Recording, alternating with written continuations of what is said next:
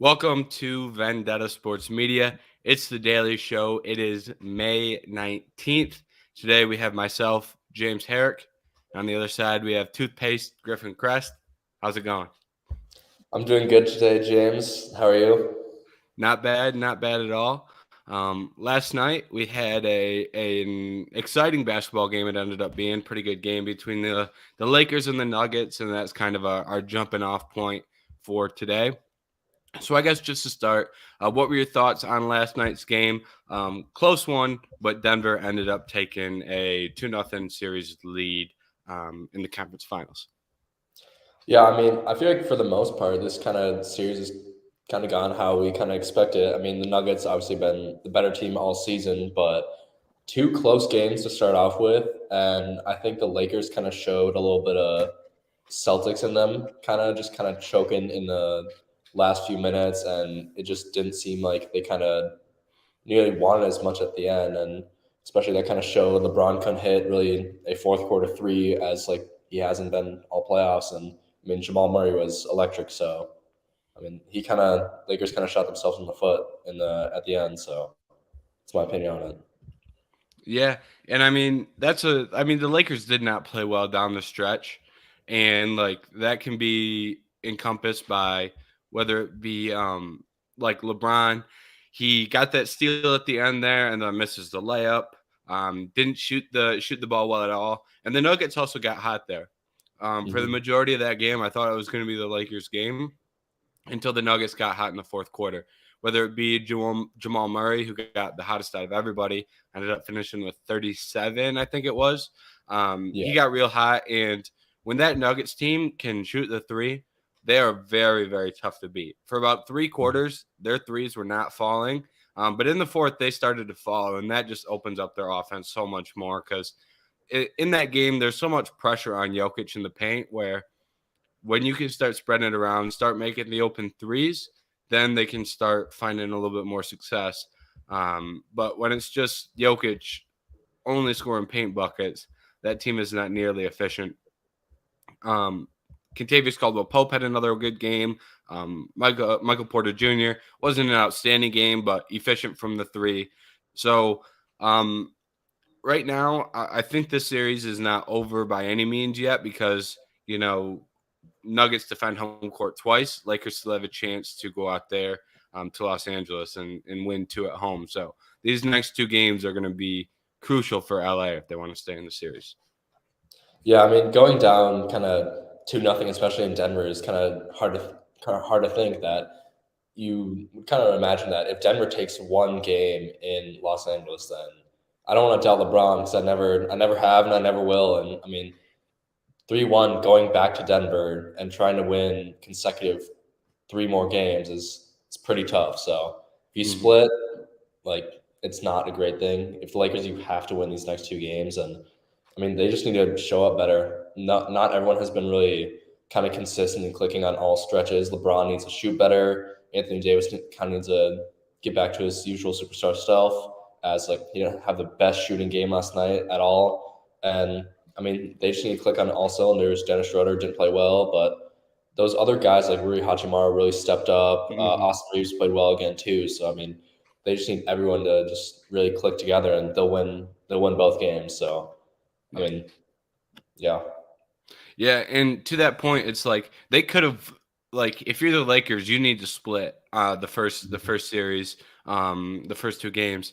But like they had a chance too. It's not like they were completely, as much as they didn't play well last night. It's like they had a chance. Like they could have won that game, and there's things they could have done. Um, Production wise, and it's like Anthony Davis had 40, so it's like it seems like that almost has to be the norm for them, but they Mhm. need like some of these other guys to step up, like you said, and guys are stepping up. There's just not enough right now in this team. It's LeBron and Anthony Davis, and then you're looking at role players to step up, and a lot of these guys are good players. It's not like they're bad players, but you just have to go out there and produce. And like you said, Reeves and Hachimura both played really, really well. But you need a third guy and a fourth guy to step up because if you have your two superstars and then two role players playing well, that's not really enough to get you over get you over a Nuggets team that has Murray, that has Jokic, that has Porter, that has Aaron Gordon. Some guys like Porter and Aaron Gordon are not role like they're higher status than a role player too. So it's like you can depend on those guys a little bit more than some of the guys on the Lakers. So, like you said, guys need to step up. Whether it's just looking at the box score, D'Angelo Russell 8 points, Dennis Schroeder 6 points. Both those guys have to play better. Maybe they can get another Lonnie Walker game, but not something you should depend on as you move forward. But I think it is interesting that the Lakers played so well defensively both games, especially in the half court. They're Mhm. such a good defensive team, and still the Nuggets found a way to find buckets. So I don't know about you, but I'm really leaning heavily towards the Nuggets. At this point, my original pick was Nuggets in 7. I think they might actually get it done a little bit quicker than that. Yeah. I mean, I know I said it in the Slack chat, and I know Trey kind of hates the Nuggets, but I did kind of like this series might be over, and like going down 2-0, as kind of we both said, and just kind of you have to split that if you're LA in the first two games. And right now, the way that the Nuggets are kind of sneaking by with the Lakers kind of inconsistent, like they need to switch up something fast and kind of get hot fast. And in the playoffs, that's not an easy thing really to do. So I gotta say Nuggets, and I want to say Nuggets in 6, maybe 5. And I don't want to doubt LeBron, but it just seems like they just need to be more consistent and just have that kind of extra step on defense, extra step on offense, and really just shut down just kind of the perimeter for the Nuggets. hmm Yeah, I can see Nuggets in 5 too. I mean, if the Nuggets are able to split here in Los Angeles, and then from there, if they can win Game 5 at home, that puts them at 4 games. That gives them the series. So I think 5 or 6 games both are very real possibilities at this point. But if I'm a Nuggets fan, I like where we're sitting. Team is playing.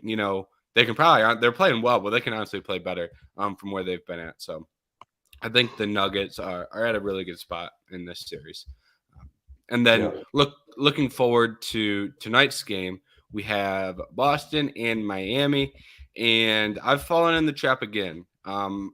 If someone were to go through and recap or like clip every single time I've come on the Daily Show talking about the Heat, they've probably find some stinkers because I think I said they were going to lose in the first round, said they were going to lose in the second round, and every series I pretty much say this Heat team, you've got Jimmy Butler, but I just don't think they're going to be able to get it done. And then they've won the first 2 series and they won the first game here against the Celtics. So the Heat looks like they're going to make this a series. So I know you're a big Celtics fan. So what are you looking for heading into game 2 as you guys look to even the series back out?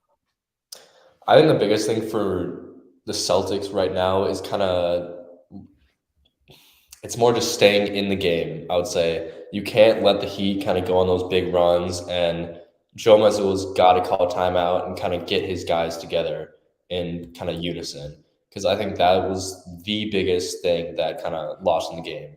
Because they were leading in every single aspect in that game, going into halftime, and just even they made it a game in the fourth quarter.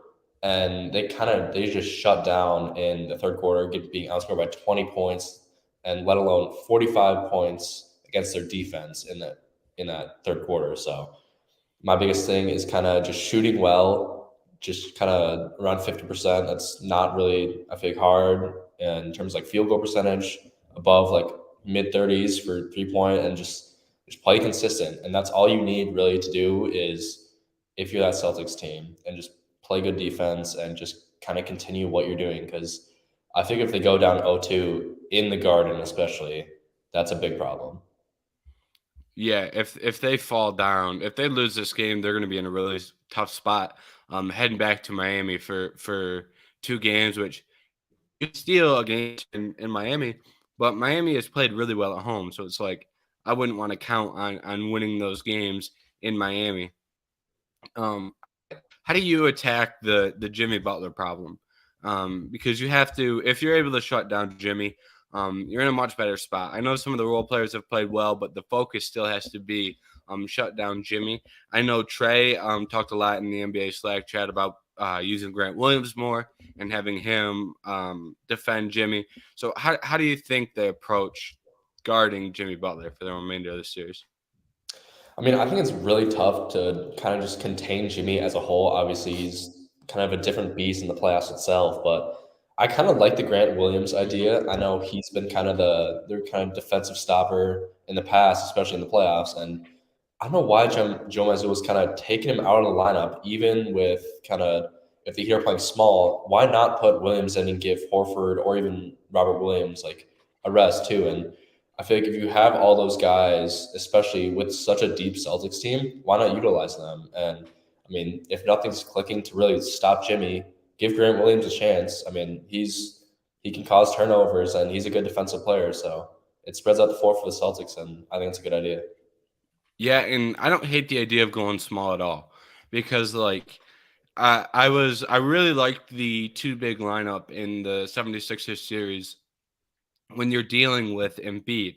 And you can Mhm. run Horford out there and you can run Williams out there. Gives you a little bit more, gives you Robert Williams, who's a really good rim protector. Horford, who isn't outstanding defensively at the rim, but he's still a lot better than a lot of guys out there. But when you're looking at a different matchup here, you're going against Bam, who Bam is a great offensive center, but I don't think you have to have two bigs out there to shut him down like you do Embiid. So you can afford going one big a little bit more often. You can afford taking one of those two guys off the floor to give them a rest, especially Robert Williams, who I know they've been kind of. I don't want to say a minute restriction may not be but they've haven't tried to play him for 35 minutes a game like Mhm. some of these other big men are. So I think there's a lot of opportunities to get those guys off the floor and then have a guy like Grant Williams come in and get a little bit more minutes. So I do like the idea of them playing small. Tatum as well can play the four. So it's like there's a lot of things you can do, but having a guy like Grant Williams be a pest defensively, I think is a very good spot for them as they move forward in the series. But another thing with this Heat team is it hasn't just been, or at least in the first game, it wasn't just Jimmy Butler. They had a lot of guys who, they didn't have a ton of 20-point scores, but they had a lot of guys step up, whether it be Struess, whether it be Caleb Martin, whether it be Lowry. I think Bam had 20, I want to say. Yeah, Yeah, Bam he had did. 20. But then you have Vincent as well getting 15. So you have a handful of 15-point scorers where they were doing a really good job of spreading the ball around and taking advantage of pretty much anything you give them, right? So if you double Jimmy, you're going to have other guys stepping up. And that has always been the big thing with this Heat team is if their role players are stepping up, they are much, much harder to beat because they're not incredibly, they don't have a ton of top tier talent, especially with Tyler Hero injured. But if you get, 4 or 5 players chipping in with 15 points, all of a sudden you're being a pretty efficient offensive team. Yeah, no, I agree, and that was kind of one of the things that kind of hurt the Celtics in the past, especially playing the Heat in I think it was last year's Eastern Conference Finals. Is that Strus, Vincent, all those guys really stepped up, and Caleb Martin, like he was the one guy that kind of stood out to me, especially when I wrote the X Factor post. I didn't think it was going to be Kevin Love who kind of really Mm-hmm. was going to be that big guy who stepped up in the playoffs for them against this Celtics team. It was more of Caleb Martin coming off the bench. And I know like Kyle Lowry and all those guys, they contributed a ton in game one. And they're, like you said, it's going to be really hard to beat them when all those guys are on. So it kind of makes me think, is Tyler Hero, this might be a kind of an odd question, but is Tyler Hero, like, are the Heat better without him in the lineup right now? That's a that's a good question because they've played real well. They've Mhm. played real well without him, and I like right now. I think the answer is yes, but I think like that shouldn't like affect like a long term decision on like how you approach Tyler Hero because I wouldn't like if I were a GM, I wouldn't like want to depend on all these guys to play this well consistently. Like to me, this is Mhm. players getting hot at the right time where Tyler Hero, when Tyler Hero's on, you can get a lot more than 15. But Yeah. there's going to be a lot less of, the ball isn't going to get spread around as much. Guys like Vincent, Martin, Struess, those guys aren't going to be able to get as many shots up. So I think when all those guys play well at the same time, I think the answer is yes, they make up for Hero and more. But like that is not something that like as a coach or as a GM or like as like evaluating the team, that's not something I would want to depend on. I don't think it's really nice to have, but you never want to depend on that, especially to the extent the Heat are. It hasn't burnt them yet, and I like having a deep roster. I don't want to make it seem like you shouldn't have a deep roster and you only need 3 elite guys, because that's not really what I'm trying to say. But when every single depth player is playing well, your team is going to look really, really good. And I think that's kind of what we're seeing now. Yeah, I think that was kind of just what I was really implying is that kind of when you have kind of that unison with all your Heat role players, and that's what makes them kind of deadly. And like you said before, they don't really have too many like superstar players outside of Jimmy and Bam in a sense. That when those guys click, they're a very good team, and that was what I was like kind of trying getting at is like those kind of role players like Martin and Vincent and Lowry, all those guys are, I think, better defensively than Hero. And I feel like if Hero's kind of chucking up shots like he's Jalen Green and kind of missing them, then I think they might be a worse team. But obviously, the ball is being spread around a lot more, and those guys kind of get a chance to really get hot, which is kind of right in the playoffs in a sense. So I think they are a better team without him right now, just because they're so hot. But obviously, it's not going to be a future decision just based on this one playoff sequence. Mm-hmm.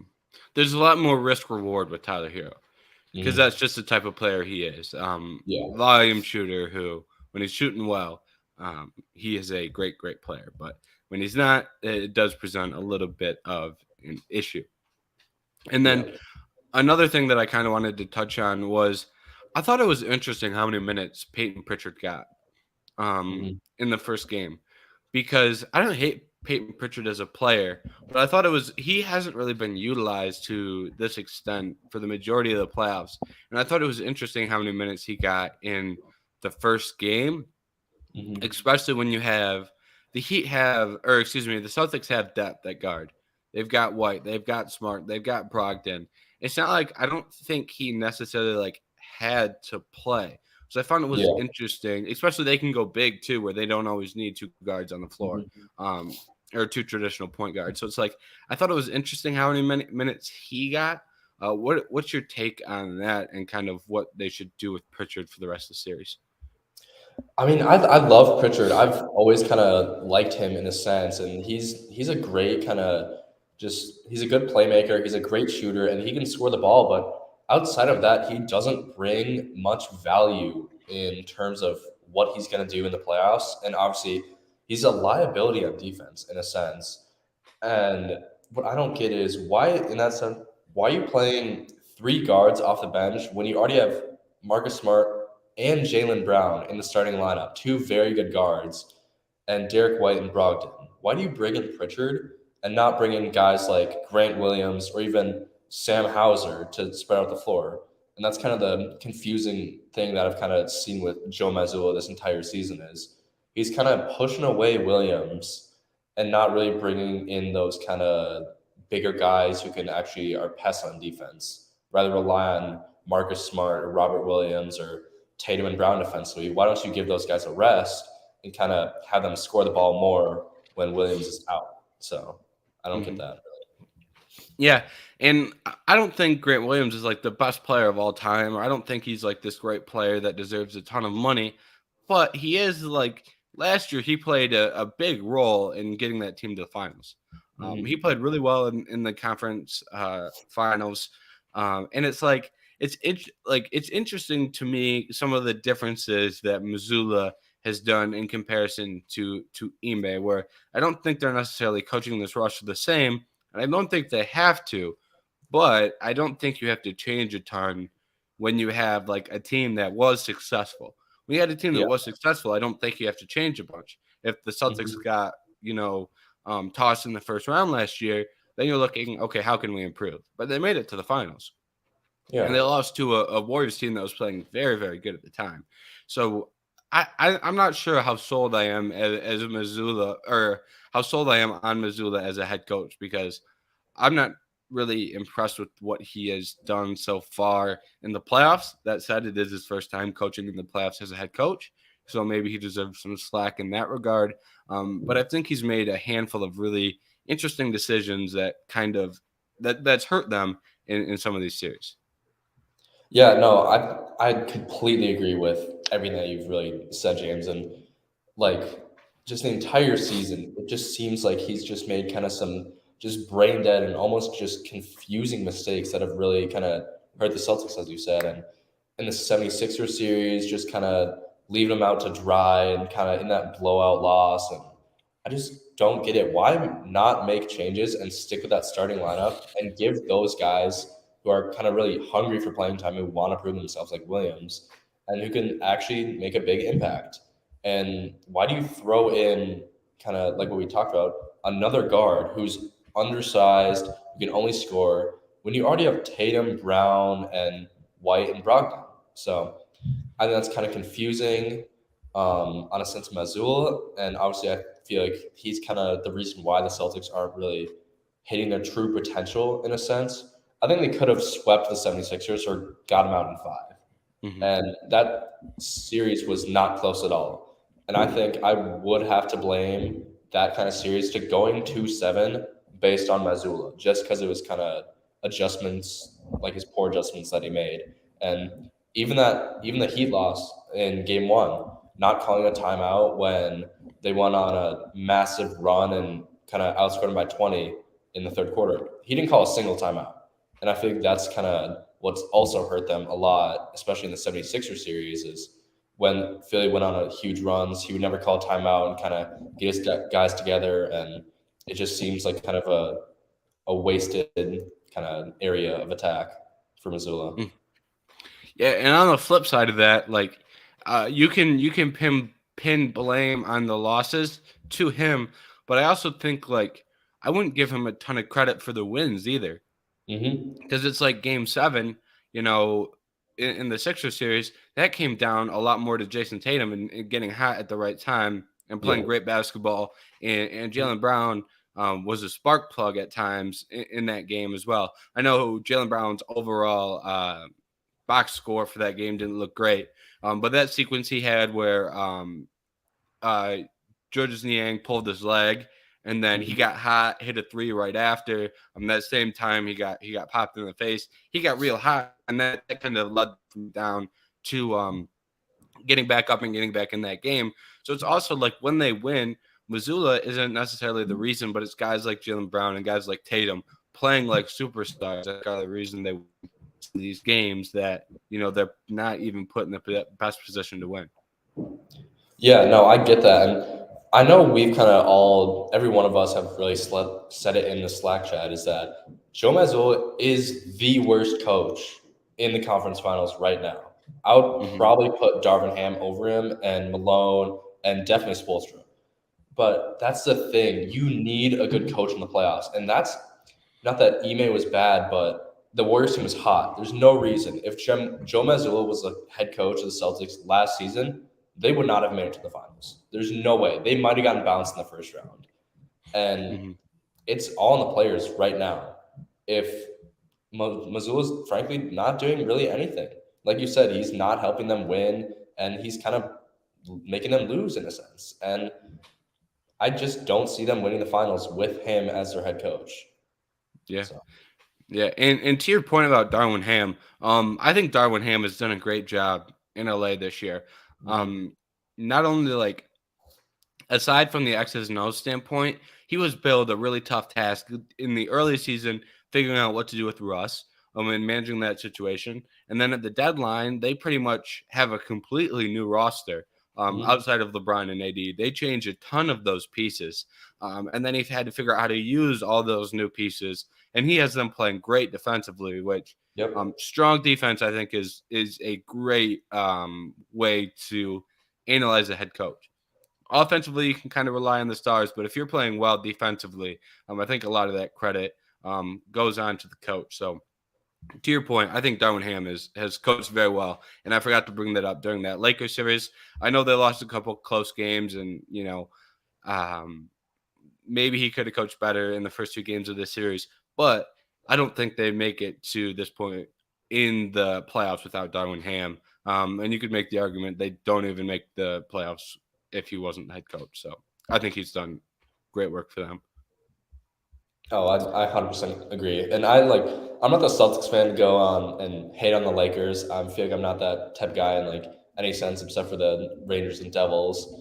But I mean, Darvin Ham has done so good this entire season. I feel like I have to give him like pretty much like close to 50, 60% of the credit with their kind of that Lakers squad. And like you said, they might not be in the playoffs without him. And I think he's kind of given all those role players kind of an identity almost. And Mm-hmm. Austin Reeves has kind of found that. He's been a very good shooting guard for them. Schroeder, D'Lo, all those guys, Rui, like if they weren't on the team, they would not be in the playoffs, and we might have been seeing them in the draft lottery.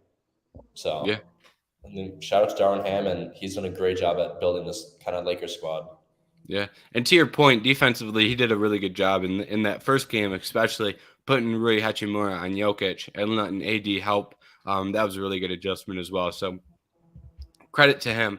And then kind of circling back to that Celtics and Heat series, I'd also like to see Al Horford shoot a little better. Mm-hmm. There was that I remember a while ago there was that like exchange he had at a press conference where he called himself an elite shooter, and then someone laughed, and then he was Yeah. like, "What? I'm not an elite shooter." Since that point, he has not been an elite shooter. Mm-hmm. This goes back to the Sixers series as well. He had 0 points in one of those games. I think he went 0 for 7 from the three. Yeah. But it's like that has carried into this Heat series where going back to Grant Williams.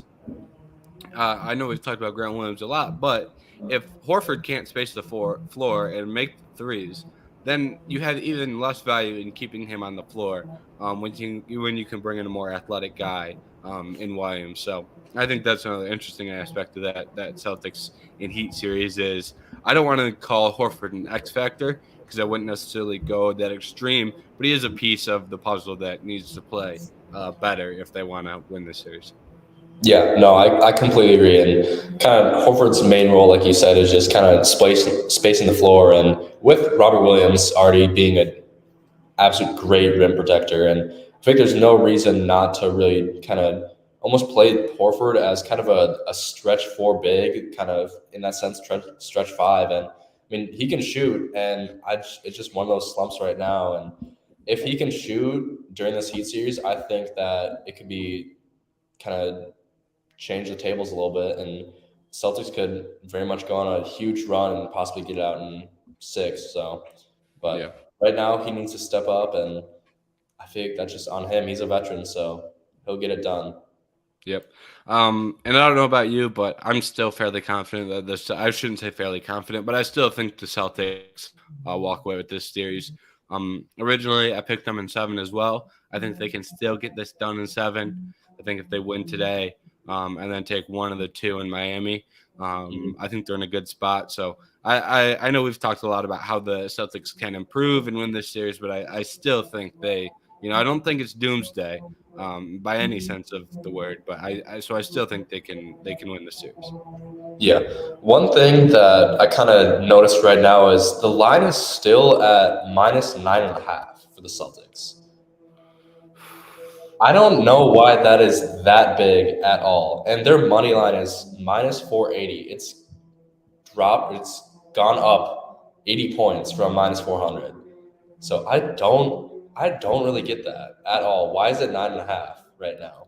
I don't. I'll tell you what. If you would have bet on every single Miami Heat game and bet on the Heat money line or with the spread, however you want to play that, you'd be up a good chunk of change. I can only imagine what the line for them to win the Milwaukee series was. That was Oh yeah. probably a crazy line too. Um, I don't get that at all. Because I think it was. I want to say it was 8.5 in the first game. I can Um, check. but like in I guess maybe Vegas is thinking there's no way that the Celtics go down 0-2, which Hmm. that does seem kind of far fetched that the Celtics would drop 2 at home. So I guess that would kind of make sense. But also, -8.5 is at that point, I don't want to say you're blowing them out, but you're nearing a blowout, and I don't think this Heat team is a team that's going to get blown out frequently. They hang around in games even when they lose. Exactly. Yeah. And you were right on the 8.5 for game one. Okay. Yeah, I mean, I don't know how you watch the first game and then up the line. That doesn't Yeah. make sense at all to me. So, Mhm. and then kind of transitioning outside of the playoff series, one of the big pieces of news that came out today, not a ton of breaking news today, but one of the things was that Harden, it looks like James Harden is going to go back to Houston this offseason. And there was kind of this like talk in the air, and it had been discussed that this was a potential um, scenario, but now it looks like more than a potential, and it looks like it's gonna happen. Um, Mhm. Houston has 60 million in cap space, so they can offer him more than anybody probably. And I understand why Harden would want to go back to Houston. I read the article that the Philadelphia Inquirer dropped about him going back to Houston. Apparently, his mom still lives in Houston. The city of Houston still loves him. He's got some business stuff in Houston. So for Harden, yeah, I'm sure he's got business and Business. Yeah. um, but like I understand what Harden wants to go back. That doesn't surprise me at all. But I'm really surprised that the Rockets are interested in bringing in Harden just based on where they are as a franchise right now. So I don't know if I'm wrong on this, but what are your takes on the Rockets bringing in Harden, who at this point is 33 years old and did not play well when it mattered in the playoffs? I mean, I think the biggest thing for Harden right now is he's not wanting to really win at all. And I think that kind of showed in the 76ers series and frankly the entire season. I feel like he's kind of given up on the whole winning and kind of trusting the process with Embiid, and it's kind of blown over to Embiid as well. But back to Harden, I feel like it's just kind of a money grab in a sense, and go where he's gonna already be loved and not really kind of try and prove anything, and just where he kind of can do himself really. And I think that's his main goal, where he can dribble all he want, pass all he want, and really not give two flying whatever. So yeah, I think that's kind of the what Harden wants right now. Mm-hmm. And that was Houston last year as a team too. They were just letting those guys run ISO ball. The offense wasn't really efficient. They have some young, talented guys, but it's like if I'm like a Rockets fan, I am so concerned about what the Rockets do Hmm. because like if you bring in Harden, does that mean like Kevin Porter Jr.'s gone? And I think you can make the case that like Kevin Porter Jr. can isn't a piece that you want in a long term rebuild. But still, like, is that a guy that you don't want to focus on because James Harden wants to come back into town? It's like how does that affect Jalen Green's development? How does that affect? Probably not to the same extent, but it's like Jabari Smith. Like you need your young guys to produce. And if I'm looking at like a veteran leader, like I'm not going to James Harden. James Harden isn't the veteran superstar that I want to build around a young group of guys. And positionally, you have to use Harden over the young guards you have. So I'm really interested to see how they kind of attack that and if they possibly try and become a win now team because I don't think they're in any position to do that. So I'm really interested to see how Harden meshes with that young core down in Houston. Yeah, I am too, and I feel like, especially what you said, is that kind of kicking KPJ out of the lineup or moving him to the bench, and I feel like he's going to be unhappy. He's going to want out and more money, and kind of just go where you can really score the ball and just do nothing else. And I think the biggest thing that kind of came to my mind was how does that affect kind of Jabari's development and Jalen Green's development and their fourth overall picks development in a Hmm. sense, and why kind of I don't get why kind of shift your focus to a rebuild to kind of this ugly spot where you have a non-leader, a veteran who's just going to dribble all around hell and kind of shoot whatever he wants, and feel like not really have a true identity as a team of what your kind of goal is. And I think it'd be different if they had the number one pick with Wembanyama on their team, Hmm. but I mean, right now you have the fourth pick. I hope they get one of the Thompson twins, but outside of that, it just seems like the Rockets are kind of just tanking even more now, and it just doesn't make sense. You're not going to have a lottery pick or like one better than kind of last few years, and just it's just going to be a mess. I mean, we've kind of seen Harden do that in the last few years, and he really didn't do anything in Philadelphia. And you want him there too, so I don't get it. Yeah. I think that's a good point where if they get Wembanyama, it makes more sense to go get Harden. Because if you Mhm. get Wembanyama, you assume you're going to have the potential to win. Now, I don't think the Spurs are really in a spot to go out there and win right away with Wembanyama. I think they're a little bit further away. But if you're Houston and you already have a couple pieces for a developing young roster, going out and getting Harden makes a little bit more sense.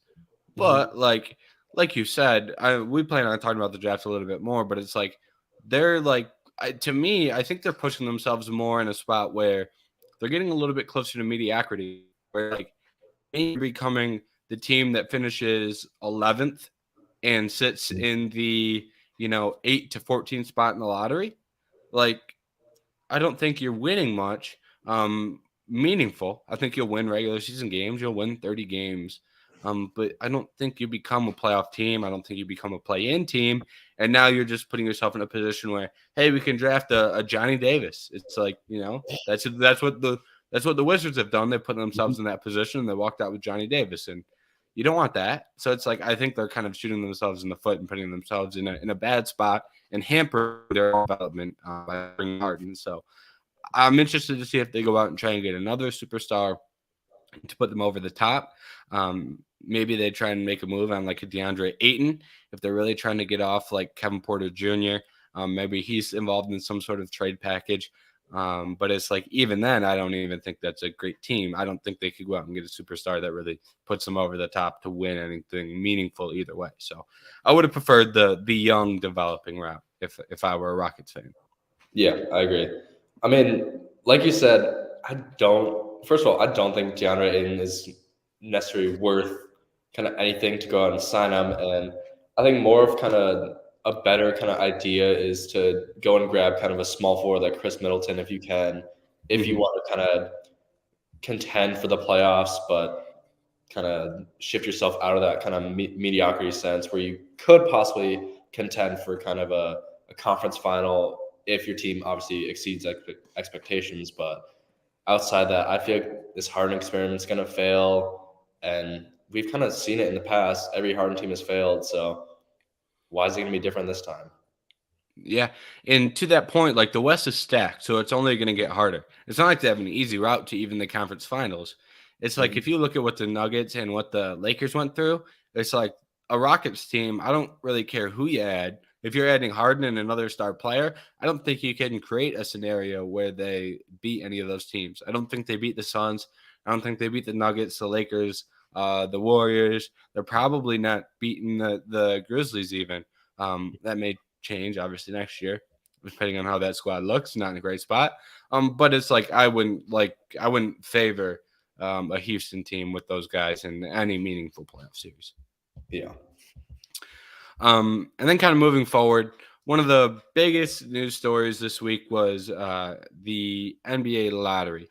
So what we're gonna do here is kind of run through some lottery talk and some kind of a mini mock draft where we talk about some pairings for some of these guys and some teams and some fits with some players that make sense. So I guess to start it off with this, obviously, is the big news of the Spurs getting the number one pick. No surprise that the Spurs are going to walk away with Victor Wembanyama. So I guess to start, give me your thoughts on the Spurs walking away with Wembanyama and how you like it. I think the kind of the best thing Spurs won the lottery. First off, like there's no kind of questions about that. And I kind of talked about it with Jerry last time that I know everyone's hyping up Wembanyama, but he still needs time to develop. He's not going to come out and be that superstar player. He's not going to be the next Kevin Durant in his rookie season. Give him 3 years to build up and kind of gain some muscle like what Giannis did. Because like we said, he got bodied against Kenny Lofton Jr. in the kind of the FIBA Cup, and I mean, he's gonna get bodied by guys like Embiid, like Jokic, like Anthony Davis. Like he's not Superman yet. And he still needs to work on his kind of consistency with his three ball and just his shooting as a whole. And I'm kind of worried, almost worried about him in a sense. I think it might be a hot take, but right now I would take Scoot Henderson over him as a better player right now. And Oh, I know it scared me like for a second. yeah, not entirely kind of in the future, but I feel like this gap is kind of closer than what people think in terms of Wembanyama and Scoot. Hmm. And I know Brandon Miller has kind of been in that conversation, but I just don't see him being anywhere near Scoot and Wembanyama. So, I mean, every player still has his flaws coming in the draft, but still, obviously, it's going to be great to have Wembanyama on your team in the future. But I love the Spurs' young core and Jeremy Sohan, Keldon Johnson, Devin Vassell, and Wembanyama. So that's a great team to have in the future. So the Spurs will be very good. Yeah, and to your point, at least right now, I'd like to see Wembanyama play the four. I know everyone Mhm. just assumes he's a center because he's tall, but I think he should play the four. Um, and like I'm a Pistons fan, right? I'm obviously salty. We fell to five. It didn't work out well, but I thought Wembanyama would be a great fit for the Pistons because the Pistons have so much depth at the big position where you can play Wembanyama at the four, you can play Duran at the five, and then have Duran be the guy who guards opposing bigs like Embiid, like Bam, guys who would really um, punish Wembanyama physically while he develops. And you wouldn't have to worry about spacing either because Wembanyama is a really good 3-point shooter, especially for his size. So I think as a long term, he will be okay. But I think you're right. As he comes into the league, I think he'll struggle a little bit defensively, but I think he will still be like he'll be an elite help defender. Mhm. Maybe not as much man on man if you're asking him to guard guys like Jokic and beat in the post. But Yeah. long term, I think he'll work out fine. And the Spurs like have a great young core, but they don't need to win right now. They don't need to win this year. Um, they can give Wembanyama a year, 2 years to develop and be one of the best players in the league if he develops as kind of expected. So, and then in the two spot, Charlotte fell to two, or I shouldn't say fell to two. Charlotte is sitting at two. And I think this is a really interesting spot as well. Because when you're looking at like fit wise, I don't think Scoot Henderson fits in with the Charlotte Hornets incredibly well. That said, Scoot Henderson is the second best player. So this kind of has created a little bit of a discussion. Kind of, I don't know how long this discussion will last, but there is a sense of Brandon Miller being taken here too. Scoot, I think, is still probably the guy who will be picked, but Brandon Miller is by far the better fit. So I'm interested to see how the Hornets play this, as whether they go fit or best player available. And usually in the NBA, you want to go best player available. Yeah. I think if I were the Hornets in this sense, I would try and kind of negotiate with the Blazers, if anything, and try and pick swap a little bit. But if I were the Blazers in that sense, and if I had two, I would immediately trade that pick.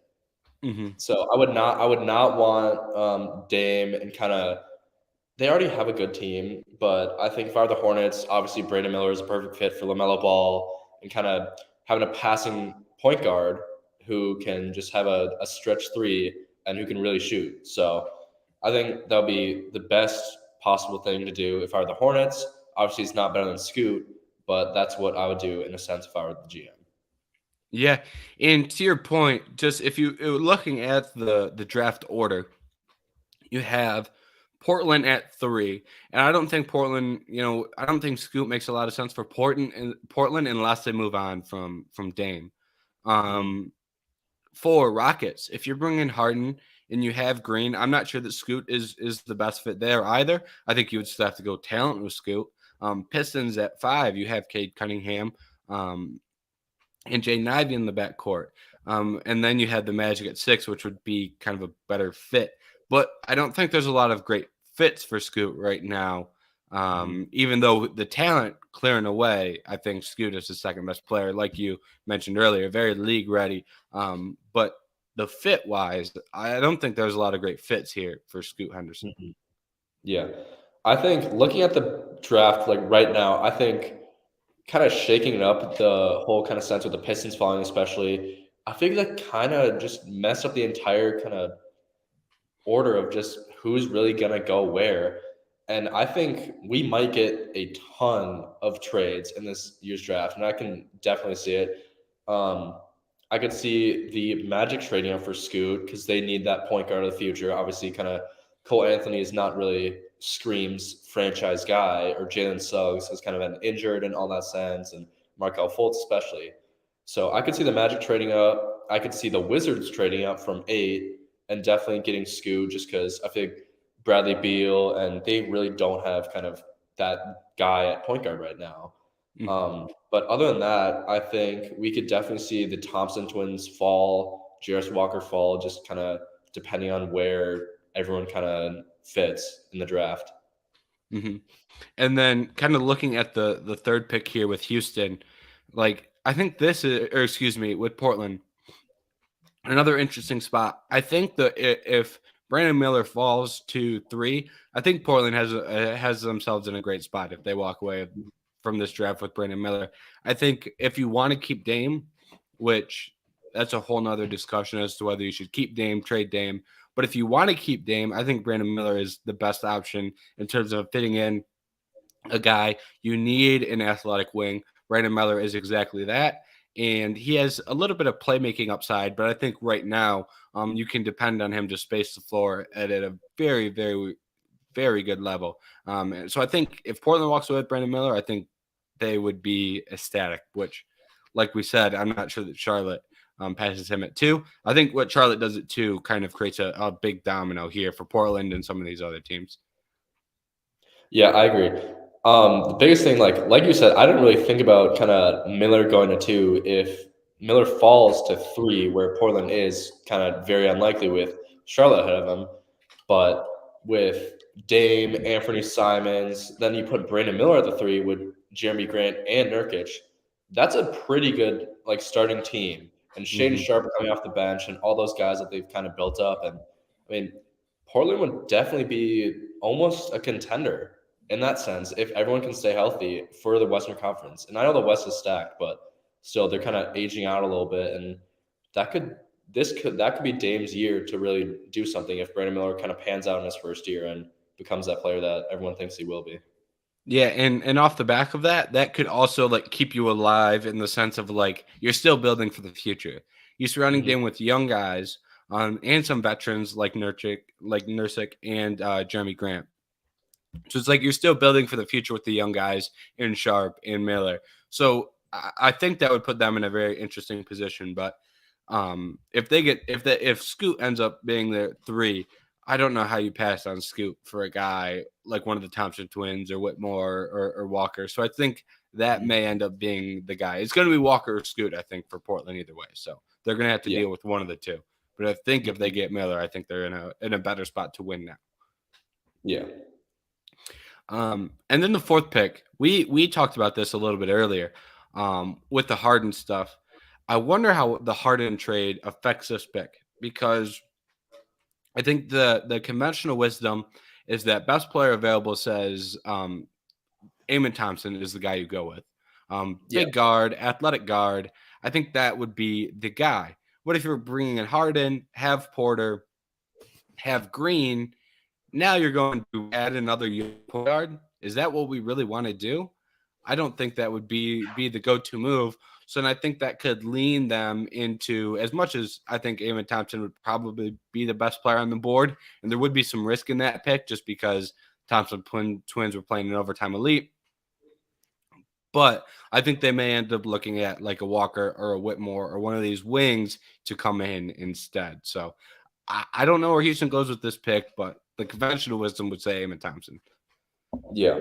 Obviously, I think I know kind of the Thompson twins probably more than anyone out of kind of this class. I'm a big fan of kind of the overtime elite guys, and Asar and Amen have been kind of the better twins than the Morris twins back in the day, and I think they could be. I think Asar might be better than Brandon Miller, and I'm not a huge fan of Miller, but what he did at overtime elite, and I know it's kind of a new program and everyone's kind of down in that sense. That's why. But what he did, his athleticism is second to none in the class. Both of them. They're the most athletic players in the class. And if you play him at the three with the Rockets, I think that'd be a huge, like, that'd be insane for them. You have Harden at the point, Green, Thompson, Jabari, and then I don't know who's playing the center position for them right now, or Sengun. Sengun. Yeah, Sengun. That's a pretty good kind of developing team. And I know Harden he would kind of move in that passer role like he's been in the past few years, and that could really get the guys like Green going and better shot selection. Thompson, Jabari, and Sengun, who's another great passer. So I would love that Rockets team if they got one of the Thompson twins. Mm-hmm. So do you think SR or Amon would be the better pick here? Because I know SR is I think he's a three, right? Yeah, Asar's the 2 and 3. So that may be the better fit, but either way, I don't think they're walking away with a bad fit either way. Yeah, I agree.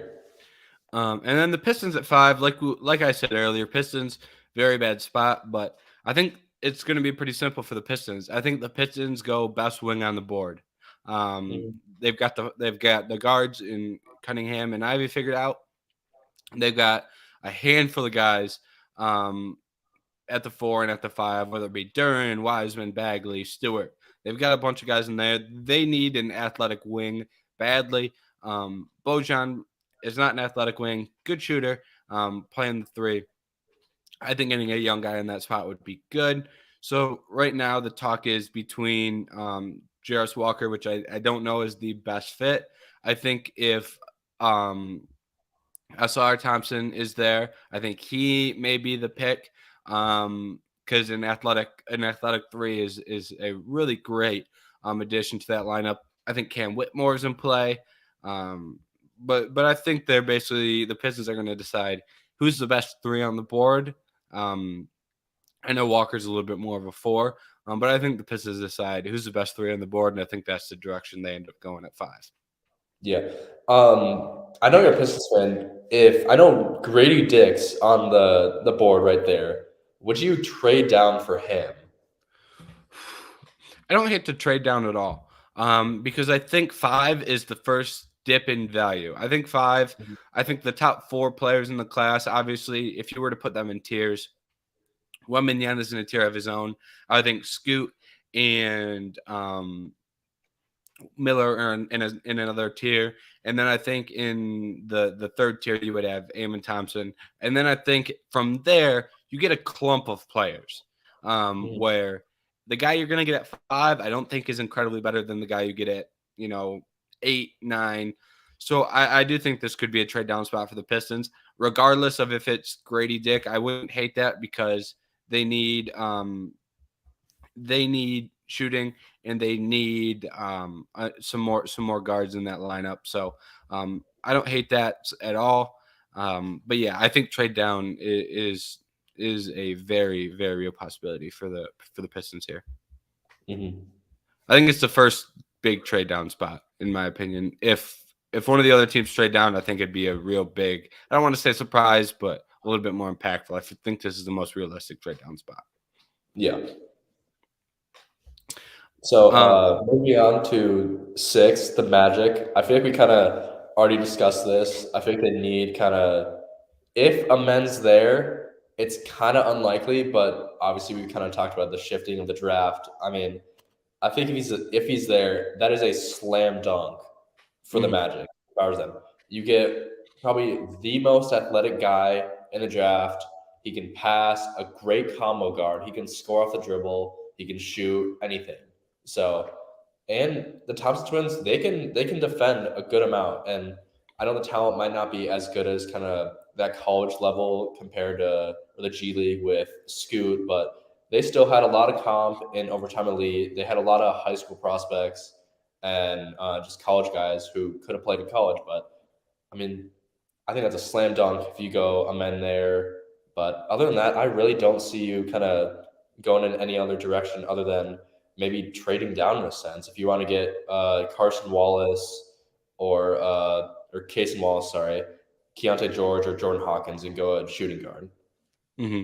I think Hawkins a great fit for that team. If they can add a two that shoots well, I think that would really help them. So I really like what the Magic are doing. I think if they walk out of here with a strong player at 6, I think they're in a really good spot.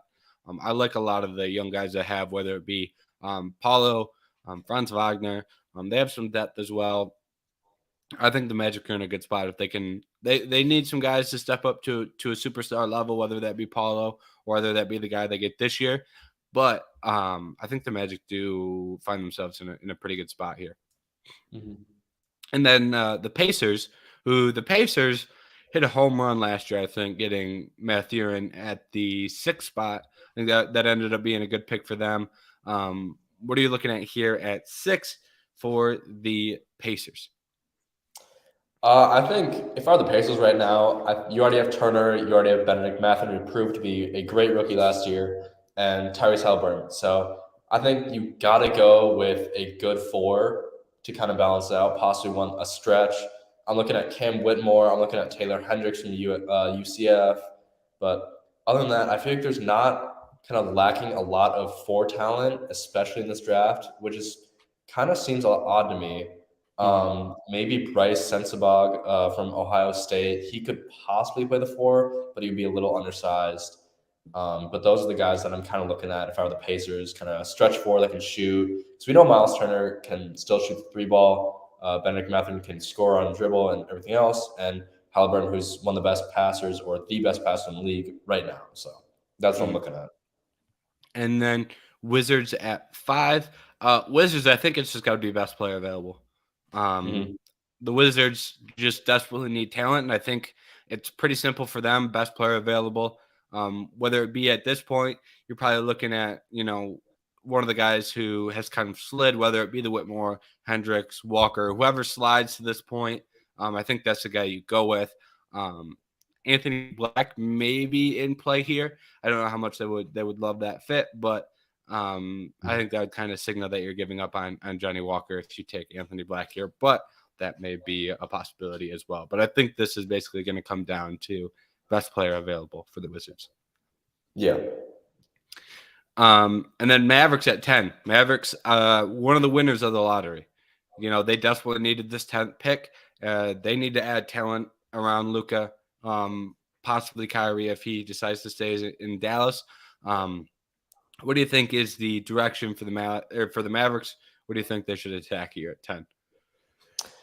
Oh man, I think you gotta just go some forward. I mean, I think that was the biggest thing that the Mavericks lacked on, especially all of last season.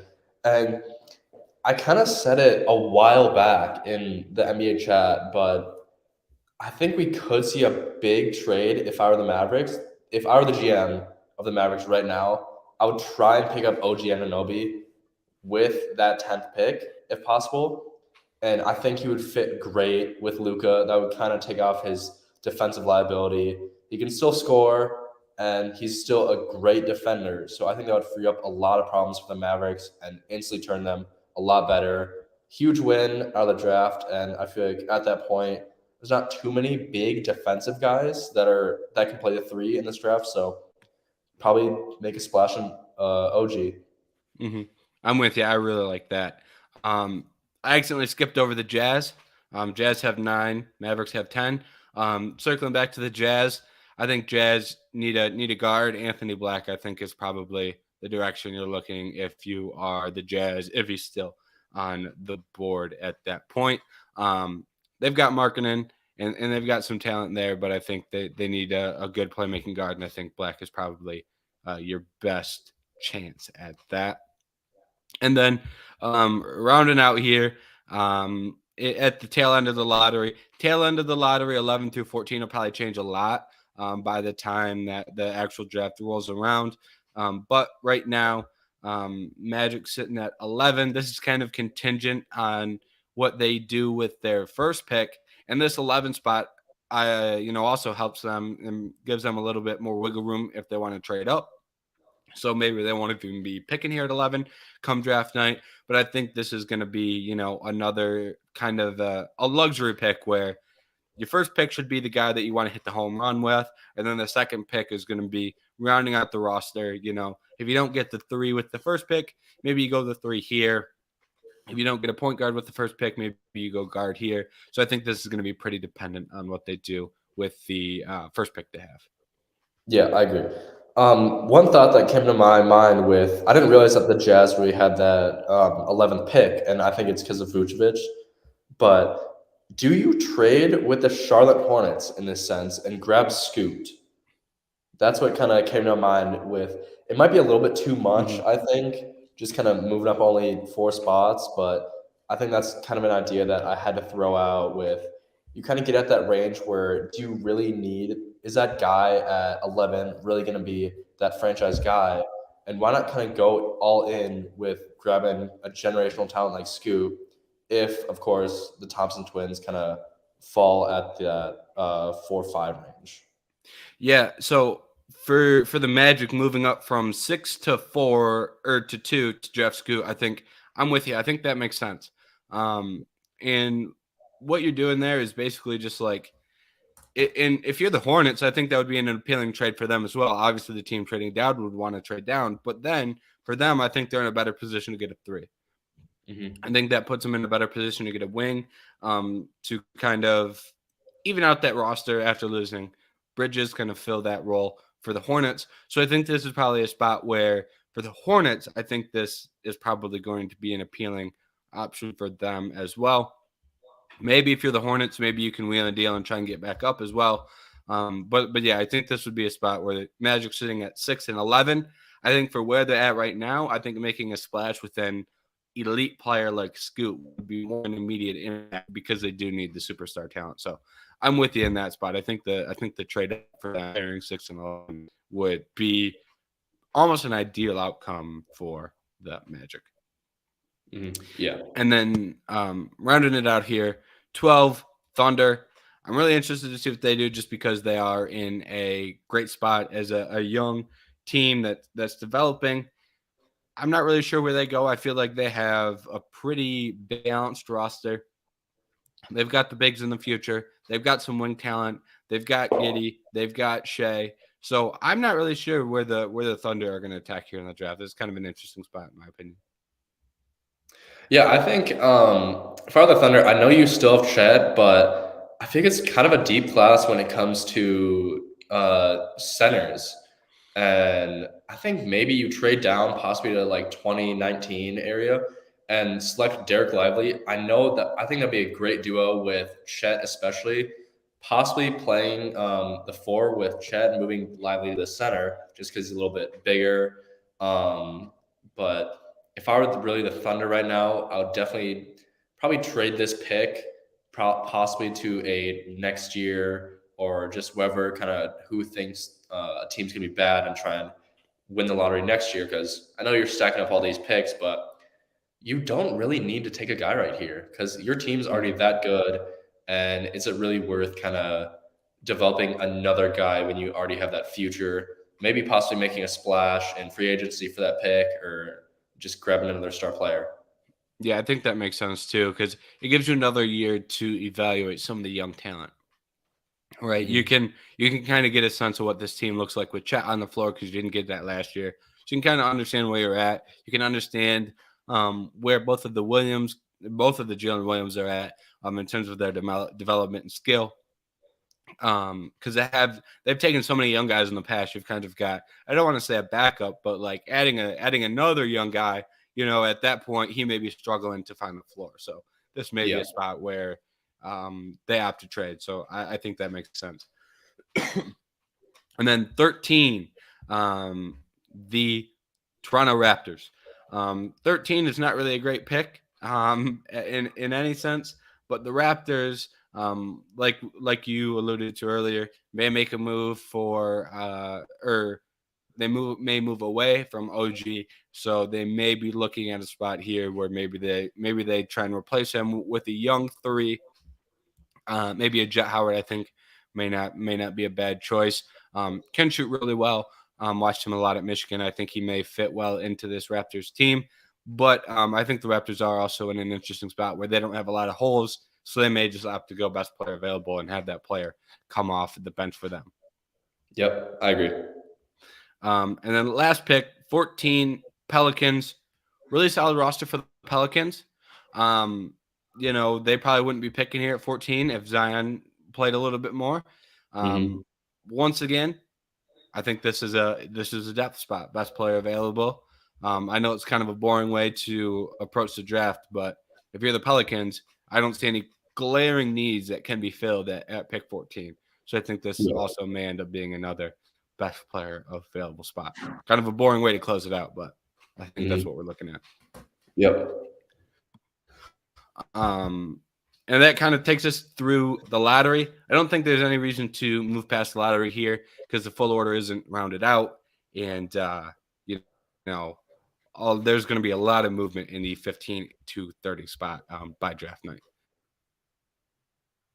But we're at an hour and 5. We covered NBA playoffs, James Harden, and some lottery stuff. So we touched a large portion of the NBA topics of the day. So unless you have anything else you want to throw in here before we close it out, I say we're all good to wrap the show. I'm all good, James. All right. It is Friday, so there will be no daily show until Monday. But make sure you tune in on Monday for the daily show. Make sure you go read vendettasportsmedia.com. And thank you to everyone who tuned in today. We will be back next week.